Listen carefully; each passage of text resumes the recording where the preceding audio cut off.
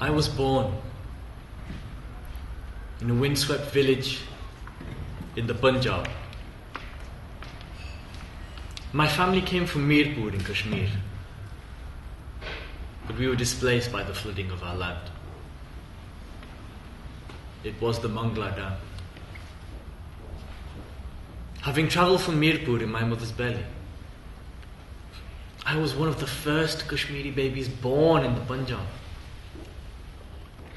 Identity? What identity? More like an identity crisis. It's quite a long story, really, because when we moved to Rotherham, we moved into a predominantly Kashmiri area, so I had a lot of friends in the Kashmiri community. And a lot of now old men, but who are young men in the 50s, 60s, told these incredible stories about their lives when they first came to the country, about sort of 60 people living to a house, about working in steelworks, about fighting for equal pay, quite extraordinary stories. So when we set up the theatre company, the first thing I wanted to do, I'd always had in my mind the idea, is to make a glorious play. Well, I met this wonderful man called Steve Rogers, and when I first met him, he began to tell me about my community. And I looked back at him, I goes, what do you know about my community? And how I got involved with the project was somebody who's doesn't look like me, completely from a different community, is inspired by our community history and wanting to tell our story. And that really engaged me when he told me what he would like to do. And I kind of came on board at that point. My two sons, Hatem and Yasin, they came in this country 1967, just little boys. And they were little, they always arguing with me. Hammi ji, don't call me Chana. They didn't like chickpea, I call them Chana. They're always laughing. When they came, they left us behind. All of us, and me, their mother. But they write letters. My Yasin write beautiful letters. He was so tell me stories about England.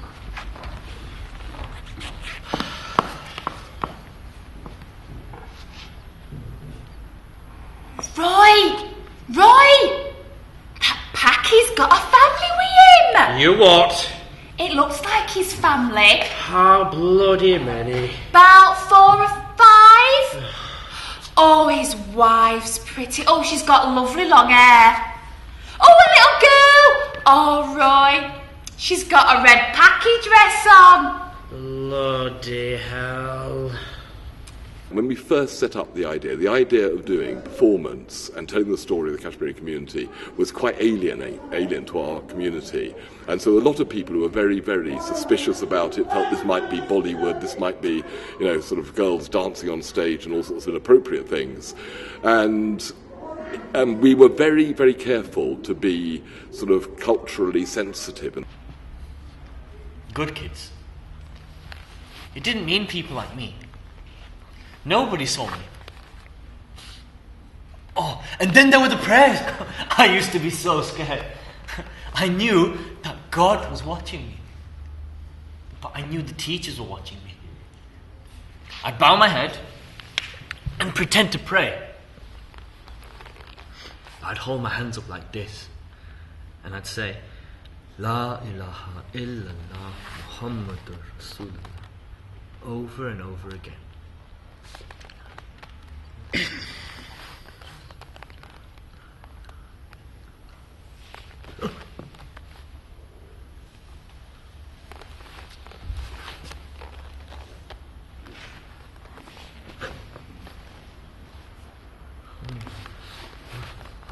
Can I ask you something? You don't pray proper. Why do you do this? You say all that stuff. You do this.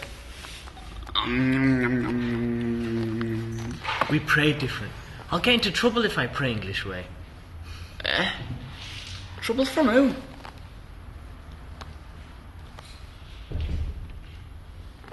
From our God. Basically, I didn't know I could write. My background is not arts or performing arts. And as Steve and I began to talk about the project, and what I loved about the ideas that Steve had was to base it upon authentic stories. This wasn't what I thought was my history or what Steve thought was our history. This was going out and doing a model that was based upon doing community research, and that was partly my background. And so for me, it was, after we did all the research, we interviewed all the first generation, that was men as well as women.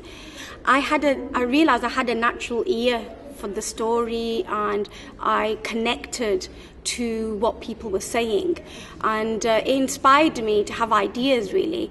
And I was very lucky that Steve was somebody who, as I was kind of sharing my thoughts through the interview process, he's like, looked at me and said, that's good, I like that. And next thing we knew, very organically, we began to work together.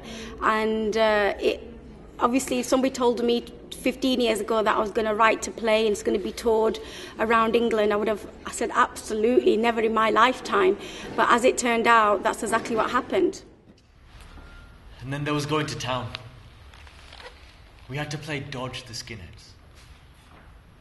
Sometimes we were lucky. Sometimes we weren't. Hey, right, Sling, how you doing? Where do you want to get? Hey, oh, fuck off with it! Don't back the session! This way, go! Quick, bastard!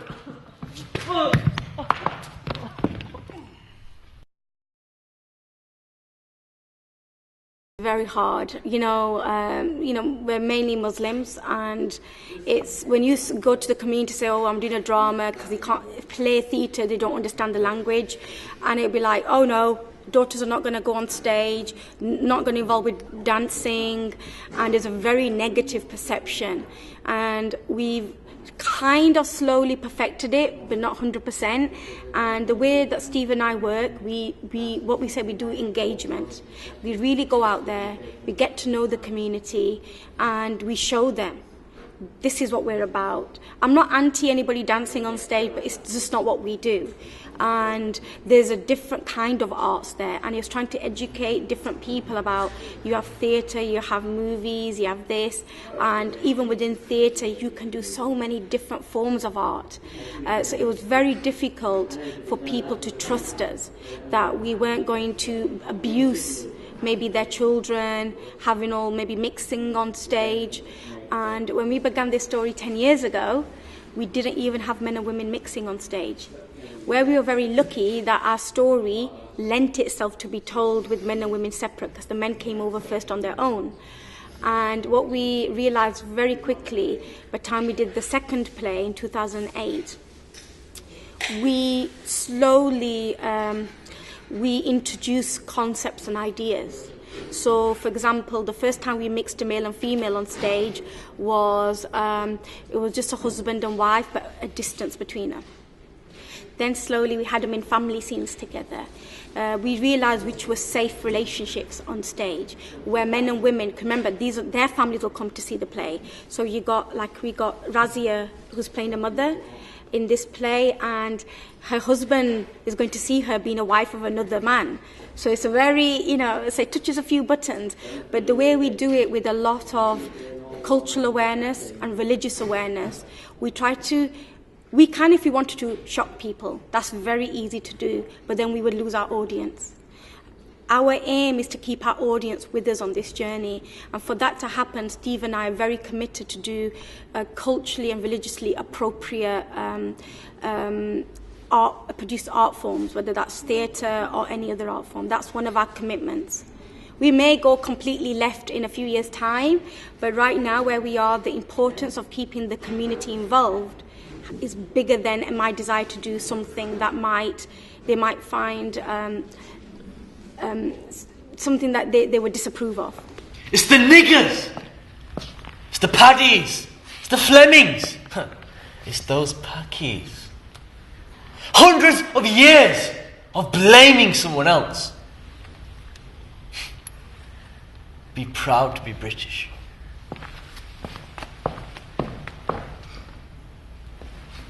No, really. Be proud to be British. It's such a rich culture. You know, for such a small island, we have influence everywhere. I read books, you know. This entire country is built on immigrants. You don't be great by being pure, by being alone. Greatness is about coming together, learning together and growing together. How are we supposed to understand each other? If you live here and I live there, if your school is here and my school is there, if your community is there and my community is here, how are you supposed to understand me and me understand you?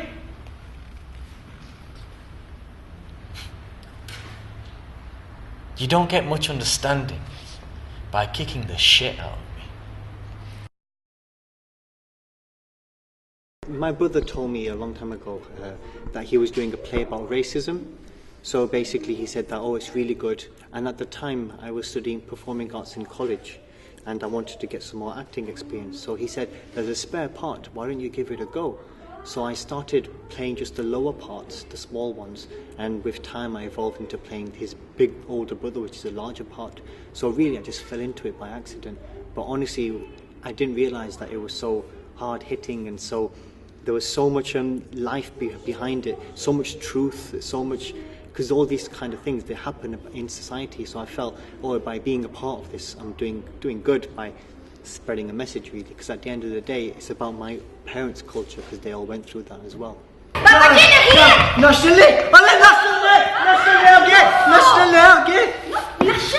our people from Bradford, Birmingham, and Pakistani bande. No, Baba, our people, our supporters. Oh, front ne, na? Front ne? Front ne? Baba, look, our people. There are people they come to support us. They don't like the National Front people. They come to look after us. They're called socialists. Social ne? Kya bakwas bolna? Social ne? Look on Milton Road. Baba, look, the coaches came. I met Steve on work experience when I was in school. And basically I just walked into a room and he looked at me and he said, "Can you act?" And I said, "Yes." And then I didn't see him for 3 months. 3 months later he called my school and said, "I'm looking for Samir. I have a part for him in a play and I'd like to cast him." So that's how I got the part for this play. This was 7 years ago. That's how I met him. I just by chance I walked into the room and he just looked at me and he must have thought I fit the part. I don't know.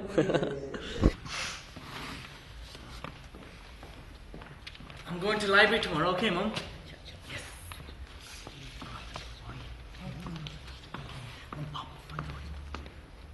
Tomorrow you go nowhere. Why? I always go on Saturdays. I need new books. I said you not go nowhere!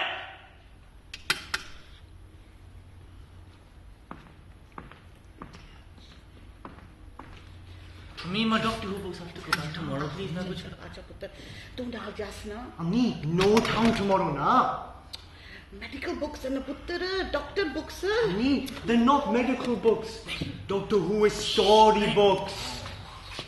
You get to know, obviously the story behind it. Obviously, it's all based on the fact that where Steve and Tiber have obviously interviewed people to get the stories and obviously made their story from their experience and stuff like that. So it's good to get obviously to know what experiences they had and how sort of the white people back then interacted with them, and obviously in a negative, obviously with the NF marches, and obviously the positive side of it as well. The character I play, for example, he sort of starts off. I won't say he's necessarily racist, but he's a bit. He doesn't know about obviously the Asian family that settles in next door. He doesn't know sort of their culture and. Oi! What are you doing? Making a poster. I'm on strike. What strike? What's it got to do with you? I work at Steensley Works, at Steensley Bridge. What would you know about being on strike? I've been on strike. What would you lot know coming over here? In jobs. It's ignorance, and obviously throughout the play, obviously not to give too much away, but my character interacts more with one of the neighbours, who he finds out he's got a lot more in common than he first realised. Then obviously he gets to the point where he realises that we're not so different, kind of thing. It's kind of a journey for Roy, more than anything of discovery, kind of thing. So. Do you know that packy next door? Just a bit. I never stops going on about him. I've been talking to him. You what? You've been talking to him? Right. And he's had a beating up police at Tinsley Bridge. Well, it made a change from skinheads. That's what I said. He's down at Steelworks at Picket Line. Why? What's it got to do with him? That's what I said. He says he works there. He's on strike. On strike? Right. But it's a packet. No. But he's still on strike. And he's been fighting with coppers. DL. Right, basically I saw the second play and I went to see it and I was really inspired about the play, so that's when I spoke to Steve and Tiber, and I think the second play was 5 years ago, but obviously we're doing it again with new actors, and there's some that did it last time as well. And basically it was just speaking to Steve and being really inspired about it, and obviously because I was born in Rotherham, and some of the scenes that I saw I could have identified with them when I was at school. So, you know, it was like a story close to my heart. Mom, do you want chocolate? You know I don't like Danya Jesus. I don't like black things. But it's chocolate. Oh, have you already been to the shop? I told you to save your Eid money. I got you a bounty. Oh. Shazi, it's a rice pudding, it's a galigi, na? I bet you've seen this every Christmas morning, every mother in every house. Belliona, come on, get the semia on. You know you've got the pakoras to do. And I've still got the kebabs to make. And your dad and brother will be coming home soon. And your dad has to do the hatam. Why does he always pray on the sweet day? Nikki Kapata is something that we all do, that's it. But you should know, you never make a sweet dish all the time. Go and ask your dad. Ask him why you have to put chila on your head. Na jada, okay, come karna. Mubarak, Ami. Mubarak. Ami, yaar, it's so big, na? Oh, Shazi, look, it's na. You look so beautiful. Look so beautiful with your salwar kameez. You need to wear salwar kameez every day. Me, salwar kameez in Steelworks, formal with like that one. Good idea, na? Next year, I'm going to take you to Pakistan. Get you a beautiful wife. Me, 5 years, na? 5 years. At the beginning, very, very difficult indeed, because people were suspicious. It was quite hard. The first play was hard work. We did it with young people, sort of about 10 to 14, 15-year-olds. The second play we've always done with adults. Once we'd done the first play, there's a knock-on effect, because, you know, people want to be part of it, and we know a lot of people who want to be involved. And I think the third play will be the same, because again, the third play is going to be set in the present time. It's going to be about now. I'm very used to a life of, in a way, responding to adversity, and it's what makes you strong. You know, I've never been somebody. I was a very shy child, and I didn't know that if I had opinions, that other people would listen to them, or that I had anything important to say. Until I was probably about 16, 17, and a wonderful teacher just took me and inspired me. And I remember he became my first mentor.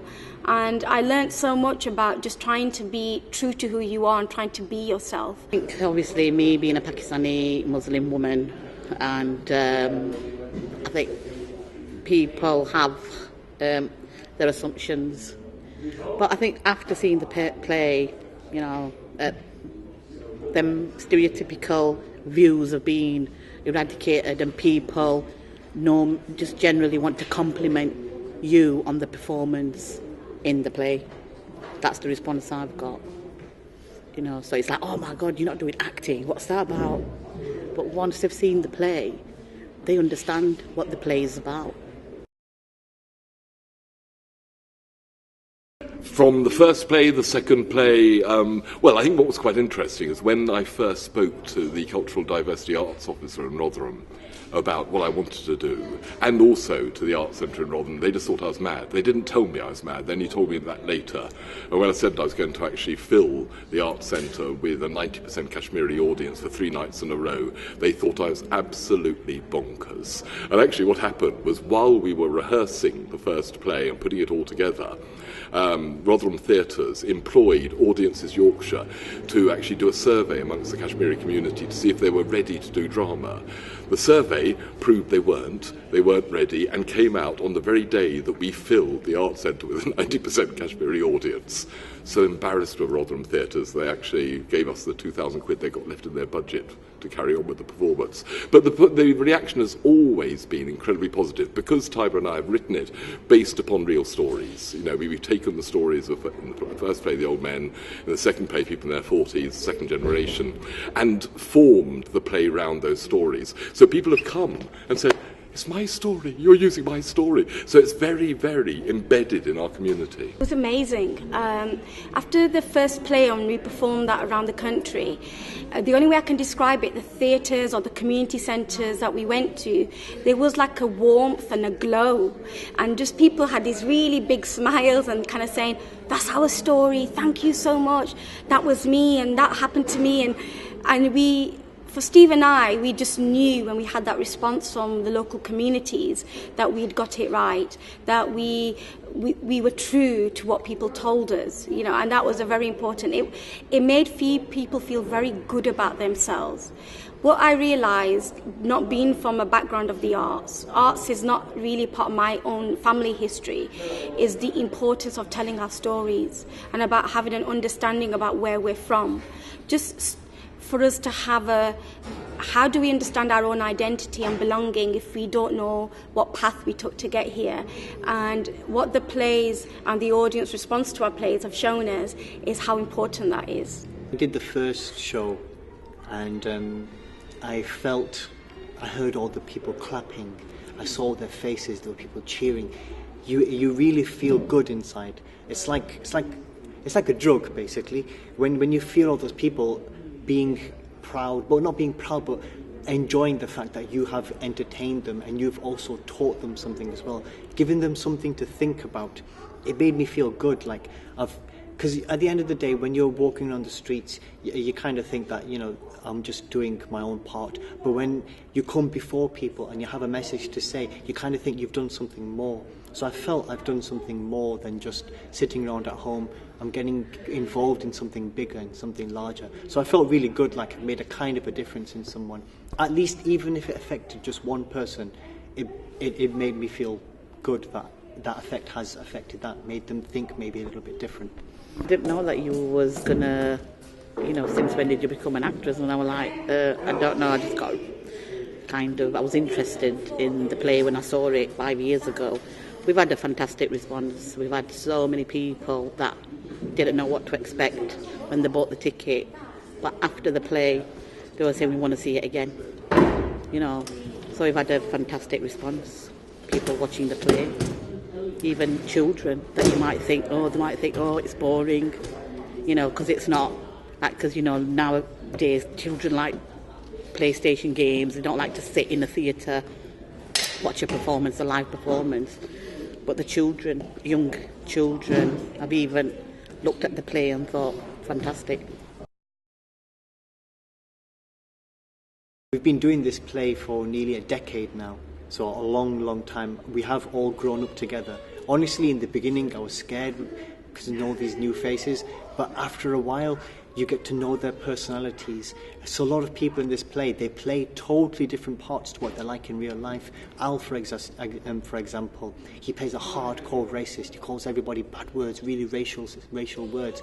But in real life, he's the most accepting and kind person, like a friendly giant, basically. And he's really sweet. So you honestly do feel like you're part of a family. And I honestly do feel that way, that I've learned everyone's personalities. This time round, when Steve said, Hassan, we're doing the play again, I was saying, oh, Steve, I can't do it. I've got college and I've got work. I won't be able to do it. So he called me down and sat me down. You need to do the play, Hassan. You have to do it. It's important. So then I sat down, I spoke with him, and I said no.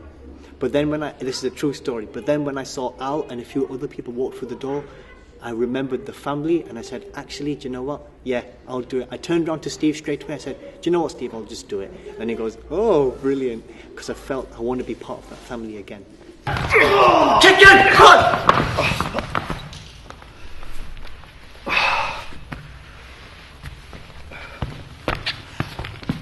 Beating, kicking, hanging, cutting, killing, slaughtering. It's always been so. The Flemish, the Jews, the Irish, the West Indians, and now the... From when I was young, I was told that Pakis were taking over our country. They were taking our jobs. They were getting cheap houses. They had no respect for our culture. Didn't even try to fit in. And I was told from when I was young that do-gooders were only helping them because they were stupid. And what's more, they bred like rabbits. And why did they need all them community centres? All that racial equality stuff. Why couldn't they just learn to adapt to our country? I mean, if they wanted to live here, they could fucking well make an effort to fit in. And I was told that my grandfather bowed down to your lot. Wouldn't even look up if a bucket was falling on his head. He was on, oh yes sir, oh no sir. My dad worked hard all of his life in your steelworks, feeding your country. He held his head just a little bit higher than my grandfather's, and you lot tolerated him because you needed his sweat to feed your mouths and keep your country going. And us lot, we took the beatings. We took the abuse. I didn't ask to come here. But we went home with busted lips and bleeding noses. Not anymore now. I'm not taking it. You bring 5, I'll bring 10! No! Get off! You've all done it for glory. For fuck's sake, when is it going to stop? Just stop this dance off. My dad's bigger than your dad. I've got more mates than you. I've got a bigger metal bar. I've got a knife. I've got a gun. When's it going to stop? What's going to be left? 2 dead bodies on the street and no one's going to care. Then you'll have something in common. And it wasn't, believe it or not, until I started this play, this is now nearly 11 years ago, that I actually understood what my background was. Even though I was born in Kashmir, and particularly in Azad Kashmir, I had no idea that it was this separate country. I didn't understand it. I didn't grow up in United Kingdom where people called me Kashmiri, they called me Pakistani, or they called me lots of other bad names. So it was very hard to know I thought Kashmiri were just a group of people. I didn't know they're actually a group of people in a different country, that it was one of the oldest countries in that region. And so the irony was, through this process, I learned who I was and what my history is. But being a woman, I just think I'm very grateful that my family did migrate here. Do I have a lot more life opportunities? Of course. The things that I do now, I know this possibly may not have happened to me if I hadn't come to the UK. But at the same time, I look at my kind of forefathers and foremothers with feeling so inspired about how life was, going back just a couple of generations. When my mother tells me, it makes me emotional, that I was born I saw where I was born because I went back when I was 8 and it was literally an empty room and part of our house was made of mud. And you just think, God, I was born in that corner. And this local lady who used to help to deliver the lambs, she helped to bring me, her name was Masmani, and she helped to deliver me. And that it's very hard when you live this life that seems more comfortable. You go back and you just think, that still is some people's experiences. I think what the project has done for me as a woman is look how I can give back. And my big thing is to educate people about their background and about their history. And if I can do that in such an entertaining way and emotional at times, and sometimes it's very hard to listen to, but still it's very important, then that's something that as a woman I feel that it's my story. And aren't I lucky to be able to share this with other people?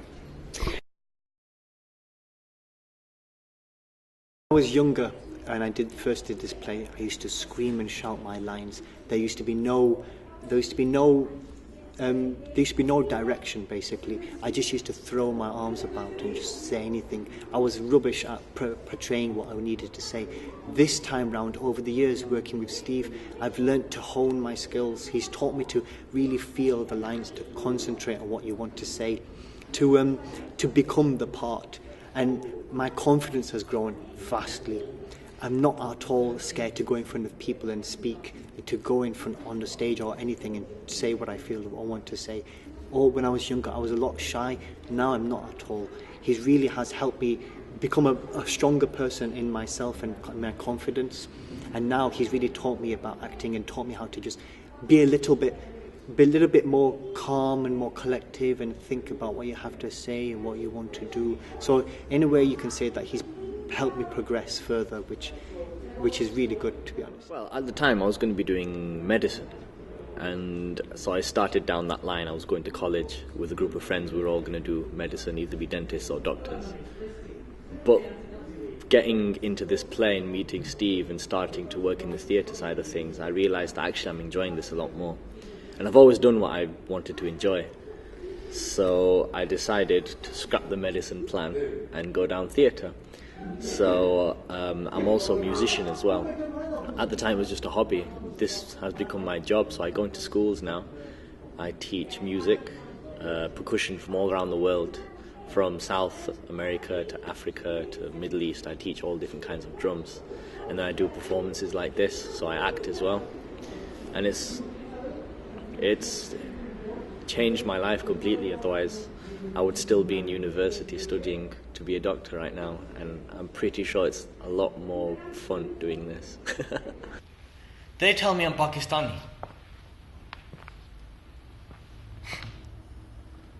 I go to Pakistan and they see that Kashmiri number plate. I get stopped at every junction. A few ₹100 and I'm away, but under their breath, you a bloody Kashmiri peasant.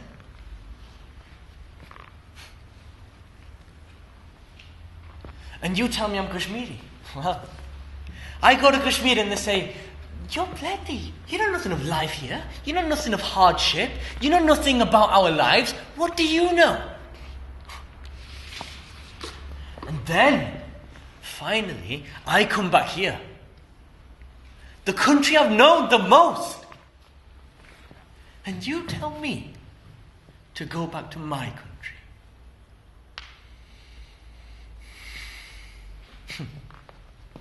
Where's that?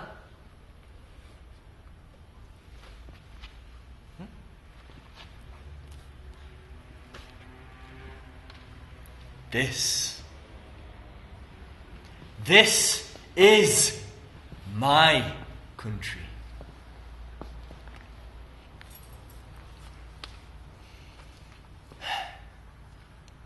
Please, just tell me you understand now. I want what you want. I just want to live in peace. I just want to grow old safely.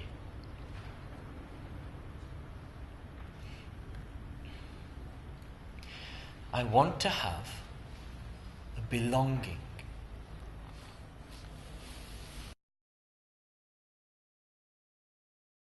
I have been saying for the last 5 years we've got to get on with the third play. And in fact, Tiber had a very, very pressurised job. She got a job as chief executive of REMA, which is Rotherham Ethnic Minority Alliance. And so she was working incredibly long hours. And it was only when I finally persuaded her to leave that job, and they said, right, now. But also what's quite exciting about the third play is we're also using Mikhail Hassan, musician in Lahore and Pakistan, well-known musician, who's going to write original music for it. We're using Zahir Rafiq, who's a visual artist based in Rotherham but shows his stuff in London, to actually design the set. So the third play is going to be drawing in a visual artist, a musician, all of whom are sort of top-quality artists. It's hard work. We have ups and downs and things going wrong all the time. But when the trilogy is complete, at that point I think, oh, I can die now. We've done it. I don't intend to, because I'm going to carry on, but it'll be that sort of feeling of that's our work. Because, as you pointed out earlier on, it is a unique piece of work, you know, and as a company we do work all over the place, we work with all sorts of people, but this particular thing, for me, is the single most important artistic thing that the company has done.